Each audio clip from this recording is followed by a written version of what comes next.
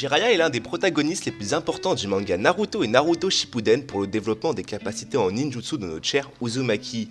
Il n'hésita pas à donner sa vie pour son village face à son combat contre le chef de l'Akatsuki, Pain alias Nagato. Cependant, de nombreux éléments présents tout au long du manga remettent en doute sa présumée mort. Nous allons donc traiter aujourd'hui du sujet de la possible survie de Jiraiya suite à son combat. Let's go!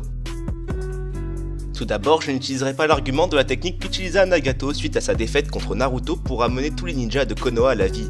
Cette théorie a été prouvée fausse puisque la mort de Jiraiya était trop éloignée temporellement de celle de l'attaque de Konoha. Mais vous allez voir que les arguments apportés par la suite dans cette vidéo vont sûrement vous faire douter de sa pseudo-mort. Comme premier argument qui peut prouver que Jiraiya n'est pas mort, nous avons les prédictions de Tsunade qui sont perpétuellement fausses. Durant tout le manga Naruto, Tsunade nous est présenté comme un personnage qui perd absolument toujours ses paris.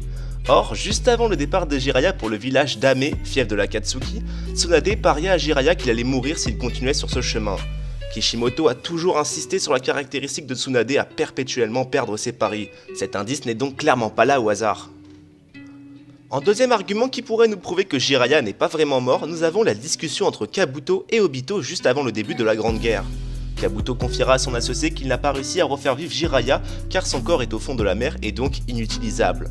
Or Kabuto n'a besoin que de quelques cellules de l'individu en question pour le refaire vivre à travers la réincarnation des âmes.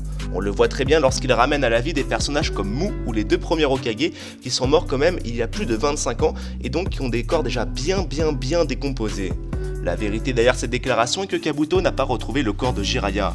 Certains justifient cette preuve par le fait que Jiraiya est bien mort et gise au fond de l'océan et que Kabuto n'a pas réussi à le trouver à cause de la trop forte pression de l'eau.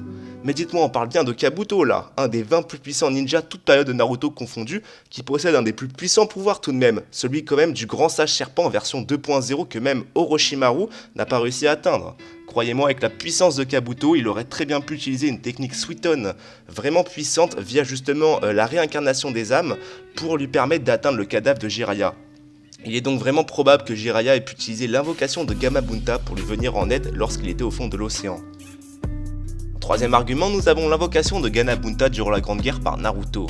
Lors de son essai d'invocation, ce dernier dira qu'il est occupé. Mais occupé à quoi? Il n'a rien de plus important qu'une grande guerre finale, surtout lorsque l'on sait que Madara est vraiment sur le point d'anéantir le monde Shinobi. On peut donc facilement faire le lien entre le refus de Gamabunta pour son invocation et le fait que Jiraiya soit toujours en vie, se retranchant quelque part dans le monde ou encore en train d'accomplir une mission qui dépasse celle du scénario de la Grande Guerre Ninja. Gamabunta est d'ailleurs fidèle à Naruto et la seule personne pour qui il pourrait désobéir n'est autre que Jiraiya-sama. En dernier argument qui permet de réfuter la mort de Jiraiya, c'est tout simplement sa mise en scène lors de son décès. Dans Naruto, la mort de chaque personnage doit être rendue très marquante et le mangaka n'hésite pas à montrer le visage de ses ninjas jusqu'à leur dernier souffle. On peut citer pour l'exemple un paquet de monde comme Zabuza ou encore Neji. Alors je trouve vraiment très troublant le fait que justement Jiraiya sombre au fond de la mer encore vivant, on ne le voit donc pas vraiment mourir. Pour rappel, Obito a eu la même mise en scène lors de sa pseudo-mort, de même pour une attaque contre Pain. Résultat des choses, ces deux personnages sont toujours en vie. Enfin, du moins ne sont pas décédés à ce moment-là. De nombreux indices non négligeables ont donc été laissés par Kishimoto pour nous montrer que la mort de Jiraiya n'est pas si fondée que ça. Je pense personnellement que l'auteur voulait le faire revenir pour la suite des aventures, mais a jugé bon de finalement le retirer du manga pour laisser Naruto s'épanouir vraiment. En effet, ce serait pour ma part une grave erreur que de faire revenir un personnage aussi emblématique pour Naruto, qui lui a permis à travers sa mort de le faire évoluer physiquement, mais aussi mentalement. Je pense donc qu'il a dû s'en rendre compte et finalement décider de le laisser de côté pour de bon, sans prouver officiellement sa mort. De plus, on apprend dans les derniers scans de Boruto l'apparition d'un personnage pouvant invoquer les crapauds justement du mont Myoboku, se prénommant Kajin Koji. Ce personnage a donc forcément un lien avec Jiraiya, qu'il soit familial ou autre.